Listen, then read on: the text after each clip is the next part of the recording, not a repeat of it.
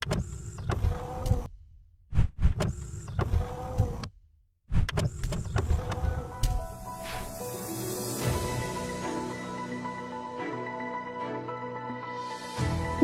आप देख रहे हैं जनखबर।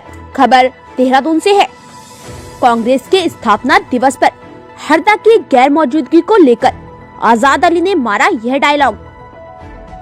हरदा को लेकर बोले आजाद अली, जहां हरीश रावत खड़े हो जाते हैं वहीं से लाइन शुरू हो जाती है।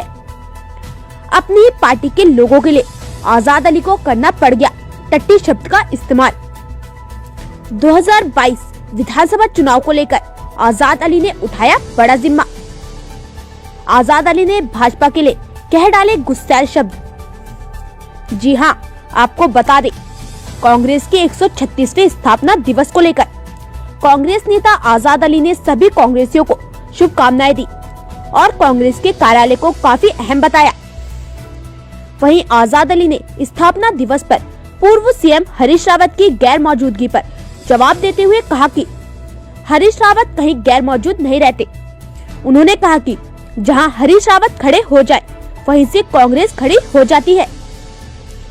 इस दौरान उन्होंने एक डायलॉग का भी जिक्र करते हुए कहा कि जहां हरीश रावत खड़े हो जाते वहीं से लाइन शुरू हो जाती।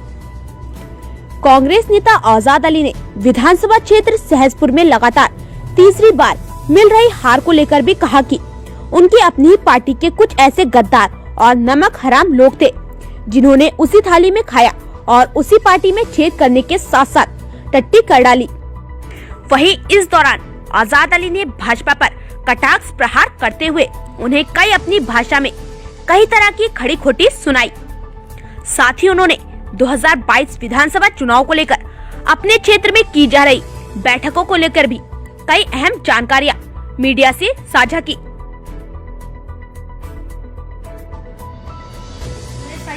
स्थापना दिवस था, सबसे पहले किस रूप में आप इसे देखते हैं?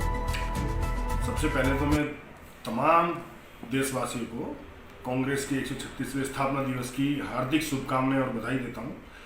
और देखने की बात तो देखिए ये है, जो अंधभक्त हैं वो भले ही कांग्रेस को कुछ भी बोलते रहे, लेकिन आज देश का बच्चा देश का प्रत्येक नागरिक कांग्रेस को दोबारा से याद कर रहा है कि वो कांग्रेस पार्टी ही थी। यहाँ तक कि इनके जो संतरी कच्छे वाले लोग हैं ये खुद कहते हैं, कितने हमें मिलते हैं दिन भर में, कि भाई आपकी कांग्रेस में हम 10 रुपये अच्छे कमा लेते थे, आपकी कांग्रेस के टाइम पे हमें कारोबार मिलता था। लेकिन फिर मैंने कहा भाई ये क्या है कि बस जी वो थोड़ा मोदी जी की उसमें आ गए हम और थोड़ा उसी में उलझे। तो आज सत्यता जो है वह यह है कि कांग्रेस ही एक ऐसी पार्टी है जिसने देश के हर वर्ग को रोजगार दिया है।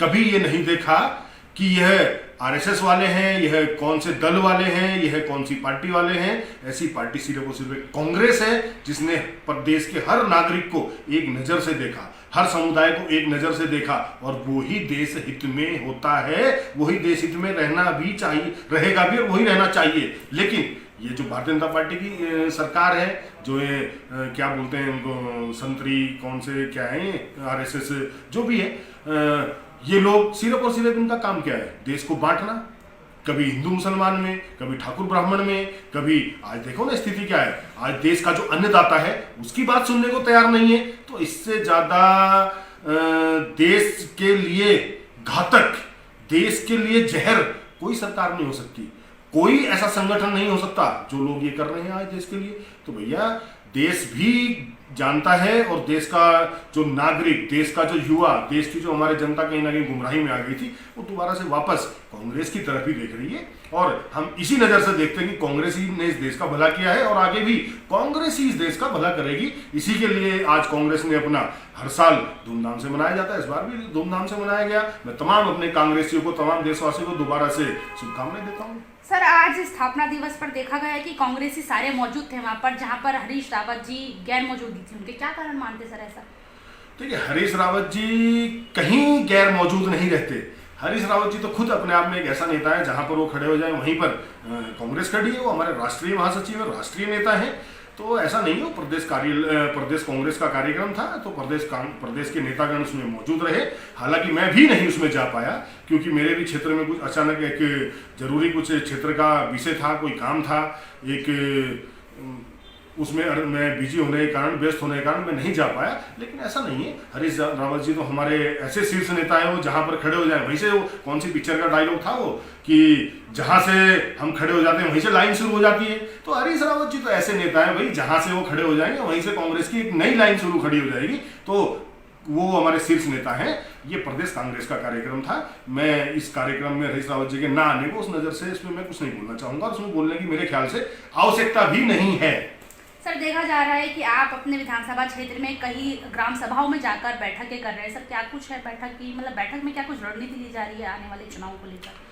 देखिए, आज विधानसभा सहसपुर का ही नहीं, उत्तराखंड की 70 की 70 विधानसभाओं में स्थिति इतनी बुरी है कि भारतीय जनता पार्टी के जो वो एक कहावत थी, काम के ना काज के, है ना, दुश्मन अनाज के, वो हाल बीजेपी के विधायकों का है।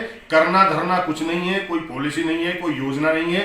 जो सरकारी अमला कार्य करता है, जो सरकारी अमले के जो काम होते हैं, उनमें सिर्फ और सिर्फ अपनी मोहर लगाना, उसको अपने उपलब्धि को अपनी उपलब्धि बताना, उन कार्यों को उस पर लगे हैं। आज विधानसभा सहसपुर में भी यही स्थिति है। किसी भी पंचायत में ले लीजिए आप, वहीं पे अगर कोई एक पेंशन का भी किसी को स्वीकृति मिल रही है, या किसी को 1000 रुपए की या 500 रुपए की भी आर्थिक सहायता मिल रही है, तो विधायक अपने हाथ से चेक बांटने के लिए अधिकारियों कर्मचारियों पर दबाव बना रखा है, और हो भी वही रहा है।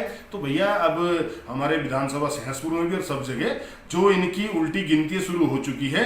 निश्चित देहरादून में विधानसभा सहसपुर जो 3 बारी से लगातार भारतीय जनता पार्टी की झोली में जा रही है, मैं सहसपुर से ऐसी शुरुआत करूंगा कि वहां से कांग्रेस की हमारी अपनी विधायिका हो, अपना विधायक होंगे, हम वहां से एक ऐसी शुरुआत करेंगे जो 2022 में वाकई में एक अलग रंग नजर आएगा उसका। सर, अभी 3 बारी से क्यों ऐसी असफलता हाथ लग रही है कांग्रेस को, जो वहां से उठ नहीं पा रही है? देखिए, अभी तक जो है वहां पर अगर हम 2012 और 2017 की बात करते हैं, वो गद्दार कहीं पे भी हो सकते हैं। बहुत सारे ऐसे हैं नमक हराम, ठीक है, जो खाते भी जिस थाली में खाते हैं उसमें छेद नहीं करते, उसमें टट्टी करके जाते हैं। तो वो कुछ कांग्रेसी ऐसे थे जिनकी वजह से 2017 प्रदेश अध्यक्ष को, हमारे उस समय के वर्तमान प्रदेश अध्यक्ष को, सहसपुर विधानसभा को हारना पड़ा। लेकिन उन गद्दारों को कांग्रेस पार्टी में जिस तरीके से अभी एडजस्ट किया गया है, वह आगे के लिए भी कहीं ना कहीं दुखदायी है, और उन्हीं की वजह से यह विधानसभा 2 बारी से खराब हुई है। लेकिन निश्चित उस व्यक्ति को धोखाधड़ी से, जिस तरीके से गलती से आकर वो पदाधिकारी बनकर बैठ गया, कांग्रेस की जड़ काटने वाला, कांग्रेस को नुकसान करने वाला, तो उस व्यक्ति का आगे का जो समय है वो उसको ही पता है कौन सा है। तो काठ की हंडी उसकी चढ़ गई, पद ले लिया उसने, लेकिन निश्चित यह भी तय है कि उसको पता है उसका कल क्या है, क्योंकि उस ही व्यक्ति की वजह से 2012-2017 सहसपुर विधानसभा का नुकसान हो रहा है। और विधानसभा सहसपुर में उसका कुछ नहीं है, कुछ नहीं है, सिर्फ बहरूपिया है वो व्यक्ति। तो आपने अच्छा पूछा कि वो क्यों बीजेपी की झोली में जा रही है। देखिए, कई बारी पार्टी की तरफ से कुछ निर्णय ऐसे ले लिए जाते हैं, कुछ गलती ऐसी हो जाती हैं जिसकी वजह से खामियाजा भुगतना पड़ता है। वो 2012 में भी भुगता और 2017 में भी उसी व्यक्ति की वजह से भुगता। और निश्चित कांग्रेस पार्टी, हमारे पदाधिकारी, शीर्ष नेतागण, सब लोग भी इसको समझ गए हैं कि विधानसभा सहसपुर को यदि कांग्रेस जीतना चाहती है तो लोकल प्रत्याशी ही एक रामबाण होगा जो विधानसभा सहसपुर को कांग्रेस की झोली में डाल सकता है। और उसके लिए लगभग तय हो चुका है पूरी पार्टी का, और मेरा मानना भी यही है, और हम भी उसी समर्थन में है कि लोकल प्रत्याशी को टिकट हो और विधानसभा सहसपुर से कांग्रेस जीते। ठीक।